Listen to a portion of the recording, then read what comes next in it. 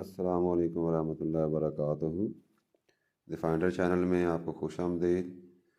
سوال یہ ہے کہ انشاء اللہ لکھنا درست ہے یا انشاء اللہ؟ جواب: ان اور شاء دو الگ الگ حروف ہیں، لہذا انہیں الگ الگ ہی لکھا جائے گا۔ اکٹھے لکھنے کی صورت میں معنی بدل جاتا ہے۔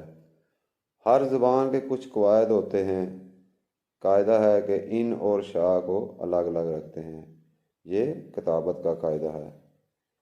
انشاء کا معنی ہے پیدا کرنا اور مصدر ہے تخلیق کرنا۔ قرآن کریم میں انشاءکم ینشئکم کے الفاظ آتے ہیں جن کا معنی ہے پیدا کرنا، اور ان حروف شرط ہے اور اس کا معنی ہے اگر۔ شاء فعل ماضی ہے، اس کا معنی ہے اس نے چاہا، تو معنی ہوگا اگر اس نے چاہا۔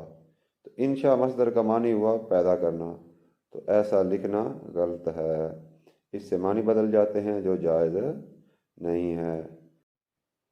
اردو میں انشاء کا اپنا معنی ہے اور عربی میں اپنا، لہذا الگ الگ ہی لکھا جائے گا۔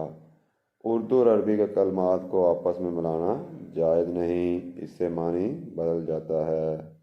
واللہ ورسولہ عالم بالصواب۔